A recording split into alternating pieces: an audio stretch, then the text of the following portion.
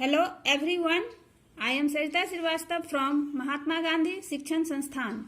Now I am going to teach Hindi Standard 3. बच्चों, आज मैं आपको इस वीडियो के माध्यम से आपके पाठ्य पुस्तक मकरंद से पाठ 8 जिसका शीर्षक है ऐसे थे एडिशन कहानी पढ़ाने जा रही हूँ। बच्चों, हमारे देश में बहुत सारे वैज्ञानिक बहुत सारे चीज़ों का आविष्कार किए, जैसे ग्राहम बेल ने टेलीफोन बनाया था, चार्ल्स बेबेज ने कंप्यूटर बनाया था। उसी तरह से यह एडिशन भी बल्ब का आविष्कार किए थे। एडिशन का पूरा नाम है थॉमस एल्वा एडिशन हॉर्न। अमेरिकी आविष्कारक हैं एवं विद्वान व्यक्ति थे। फोनोग्राफ एवं विद्युत बल्ब सहित इन्होंने अनेकों युक्तियां विकसित की जिनसे संसार भर में लोगों के जीवन में भारी बदलाव आया। बच्चों, थॉमस अल्वा एडिसन का जन्म 11 फरवरी 1847 को संयुक्त राज्य अमेरिका के मिलन में हुआ था। इनकी मृत्यु बच्चों 18 अक्टूबर 1931 को वेस्ट ऑरेंज न्यू जर्सी में हो गया। हम आज इन्हीं की कहानी पढ़ेंगे कि कैसे इन्होंने बल्ब का आविष्कार किया। तो आओ हम कहानी पढ़ते हैं। बच्चों, अभी हम पाठ को पढ़ रहे हैं तो यह दिन का समय है और दिन में तो वैसे ही रोशनी होती है, लेकिन कभी आपने सोचा है कि रातों को हम इन्हीं पाठों को जब पढ़ना शुरू करेंगे तो हमें कितनी मुश्किलों का सामना होता है, क्योंकि रात में अंधेरा होता है। रात में प्रकाश नहीं था। पहले लोग प्रकाश के लिए मोमबत्तियां जलाते थे, दिए जलाते थे और उसमें उसकी रोशनी में कुछ भी पढ़ना लिखना काम करना मुश्किल होती थी, क्योंकि उस समय घरों में प्रकाश नहीं रहता था। उस समय बिजली का आविष्कार भी नहीं हुआ था। लेकिन जैसे जैसे मनुष्य ने आगे बढ़ा, बिजली का आविष्कार किया, तो उससे प्रकाश तो हमें मिल गई थी। बिजली का तो आविष्कार हो गया था, लेकिन बिजली से प्रकाश देने वाला बल्ब नहीं बना था।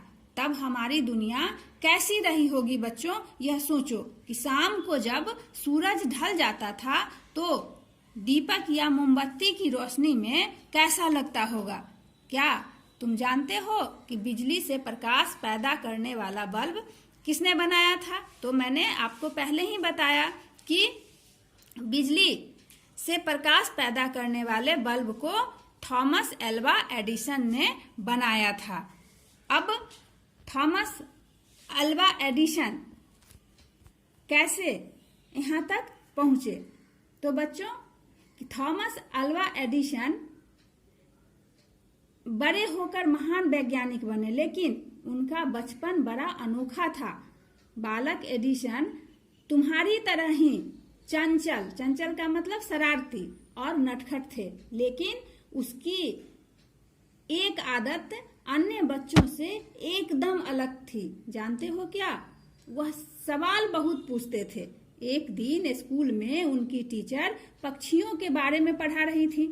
एडिसन ने पूछा कि मैडम, मनुष्य पक्षियों की तरह क्यों नहीं उड़ता? टीचर ने उन्हें समझाया कि मनुष्य के पंख नहीं होते हैं, इसीलिए मनुष्य पक्षियों की तरह नहीं उड़ता है। तब उन्होंने कहा कि लेकिन मैडम, पंख तो पतंग के भी नहीं होते, फिर वह हवा में कैसे उड़ती हैं? आपने देखा है ना पतंग को हवा में उड़ते हुए, तो पतंग हल्का होता है, हवा उसे अपना दबाव से ऊपर उठाकर ले जाती है। एडिसन ने फिर पूछा सवाल, तो मैडम और उनकी कक्षा के सारे बच्चे हंसने लगे और मैडम भी उनके प्रश्नों से परेशान हो जाती थी। इतने सारे वो प्रश्न पूछते थे। यह भी एक गुण होता है बच्चों में। बच्चों, जानते हो, उनके इतना सारा प्रश्न पूछने के कारण टीचर परेशान होने लगे और उन्हें स्कूल से निकाल दिया गया। जब उनको स्कूल से निकाल दिया गया तो उनकी माँ ने कहा, चिंता मत करो, तुम घर पर रहकर बेहतर पढ़ाई कर सकते हो। बेहतर का मतलब होता है अच्छी तरह से पढ़ाई कर सकते हो। उसकी माँ ने उसका मनोबल बढ़ाया। एडिसन ने माँ को ही सबसे अच्छी टीचर माना। कुछ दिनों बाद उसने घर में एक छोटी सी प्रयोगशाला बना ली। यानी कि एडिसन ने अपने घर में एक छोटा सा प्रयोगशाला बना लिया। माँ उसे प्रेरणा देती थी। एडिसन प्रश्न पूछता तो वह कभी परेशान नहीं होती है। कोई भी माँ अपने बच्चों के किसी भी प्रश्न पर परेशान नहीं होती है, उसे समझाने का भरसक प्रयास करती है। एक बार एडिसन अपनी माँ के साथ मुर्गी पालन केंद्र गया। उसने वहाँ एक मुर्गी को अंडों पर बैठे देखा। उसने इस बारे में माँ से पूछा तो माँ ने बताया, यह मुर्गी अपने अंडों की देखभाल कर रही है। कुछ समय बाद इनमें से चूजे निकलेंगे। अब बच्चों जानते हो कि एडिसन मन ही मन क्या सोचने लगे कि मैं भी अगर इस अंडे पर बैठ जाऊं तो उसमें से चूजे निकलेंगे और बहुत मजा आएगा। तो बच्चों जानते हो उन्होंने क्या किया? 1 दर्जन अंडा खरीद कर लाया और उस पर बैठ गए। कुछ समय बाद जब वे वहां से उठे तो सारे अंडे टूट चुके थे। उसमें से चूजा भी नहीं निकला और उनका कपड़ा भी खराब हो गया। इस हरकत पर उस समय उनको अच्छी खासी मार पड़ी थी अपनी माँ से। इसलिए इस तरह की हरकत नहीं करना चाहिए बच्चों। फिर भी ये बाल मन होता है, बच्चे तरह तरह की गलतियां करते हैं और गलतियों से ही सीखते हैं। लेकिन बच्चों जो भी हो, एडिसन अपने धुन के पक्के थे। यानी कि जो भी लगन, जो भी बात वो ठान लेते थे उसको पूरा करके ही दम लेते थे। उसे जीवन में अनेक मुसीबतों का सामना करना पड़ा पर उसने अपना रास्ता नहीं बदला। बिजली का बल्ब बनाने के लिए एडिसन को लगभग 1200 प्रयोग करने पड़े बच्चों।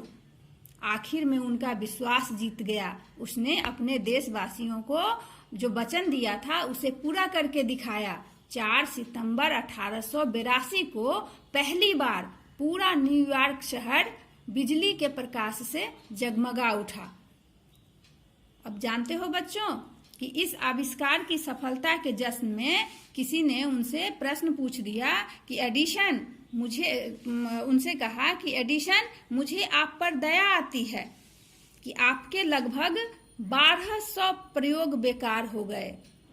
यानी कि जितने भी प्रयोग बल्ब बनाने के लिए उन्होंने किया था वह सब फेल होते चला गया था। उससे कोई निष्कर्ष नहीं निकलता था। इसी पर एक आदमी ने व्यंग कसा था। तब जानते हो एडिसन ने क्या कहा कि नहीं श्रीमान, मेरा एक भी प्रयोग बेकार नहीं गया, क्योंकि अब मैं लोगों को समझा सकता हूँ कि वे कौन से 1199 रास्ते हैं जिनसे बिजली का बल्ब नहीं बनाया जा सकता है। यानी कि उन्होंने 1199 बार असफलता का स्वाद चखा था और इससे उन्हें पता चला कि हम इस रास्ते पर 1199 रास्ते पर जो मैंने चला उससे बिजली का बल्ब नहीं बनाया जा सकता है। 1200 वाला जो रास्ता था, 1200वां रास्ता जो था जिस पर उन्होंने बिजली के बल्ब का आविष्कार किया था वह सही था और उसने ये करके दिखाया। तो ऐसे थे थॉमस एल्वा एडिसन, जो ठान लिया वह करते थे। इसलिए बच्चों हमेशा अभ्यासरत रहना चाहिए और अभ्यास करते रहने से, गलती होते रहने से, गलतियों से ही हम सीखते हैं। बार बार गिरते हैं, बार बार उठते हैं। बच्चों को आपने देखा होगा, छोटे बच्चों को जब चलना सीखता है तो वह बार बार गिरता है, फिर उठने का प्रयास करता है, फिर चलता है, फिर गिरता है, फिर चलता है। इस तरह से वह चलना सीख जाता है। तो हमें हमेशा अपने सफलताओं के लिए अग्रसर रहना चाहिए। धन्यवाद।